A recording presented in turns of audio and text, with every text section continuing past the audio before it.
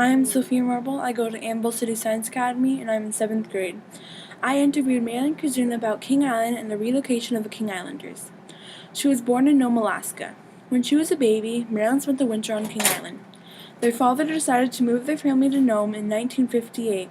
The next time she visited King Island was when she was 12 years old. The interview was conducted on November 7, 2017. The podcast was made in November 2017.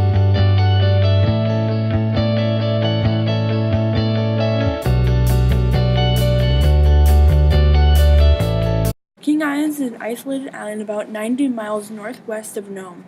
The boat ride there is about 2 hours, if you have a motorboat.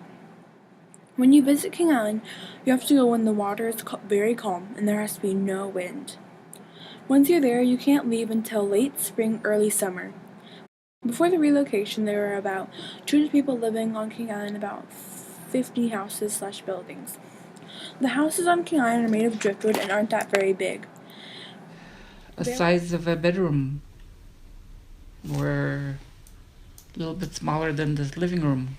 This isn't very big. Were they 2 stories or 1 story? They were just 1 story, but they had a cellar though, with just a few steps on a ladder to go down to grab their Eskimo food and berries and stuff and greens. There were 2 main buildings on King Island, the school and the Catholic church. Okay, so there was one native store, and I believe it was run by the BIA. I'm not sure, but there was a store. They went there to buy items and like sugar, flour, rice, all the mostly dried items, and I believe they had things like butter and Crisco and canned goods, I believe. The games that they played included sledding on the shore, sledding by the shore on polar bear skin, sliding down a wooden ski, playing jacks with crab claws, and playing with Eskimo yo-yos. The chores that Marilyn did were cooking, doing the dishes, mopping the floor, and babysitting her younger siblings. Can a person live on King Island right now? If a person really, really wanted to, and they came with a family and lived together as a family, they could live on King Island, but they really, really would want to, because that place is isolated 9 months out of the year. Once you're there, you can't really leave there until the ice goes away again, late spring, early summer.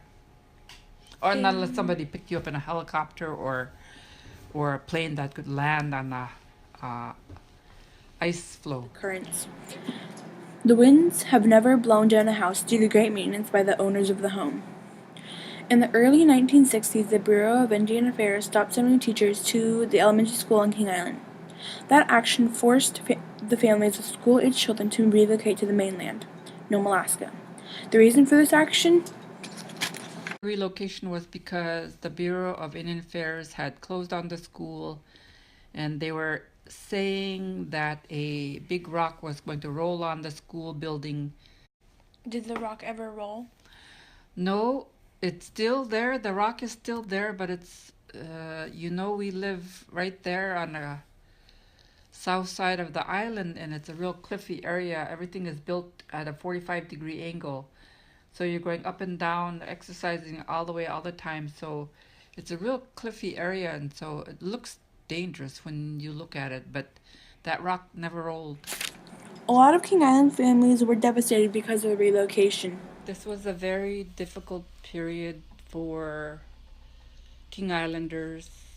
There were many families that really, really, truly wanted to live at King Island, and they were told they had to relocate, and it was very difficult time because there's a lot of families that couldn't adjust to living on the mainland, so they got into social ills like alcoholism and other stuff, and they actually just perished and died. And it was really hard, I think, for our people. But although some families didn't make it, the traditions are still alive. Many families go berry picking, hunt, make traditional foods, and dance. dancing is, in terms of the dancing that went on at King Island, I believe that was one of the things that kept us together.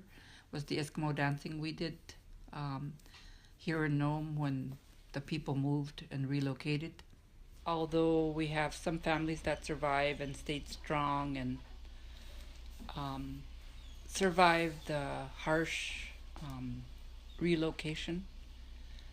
So it's been real difficult, but also it's been a strengthening period in our lives for King Islanders.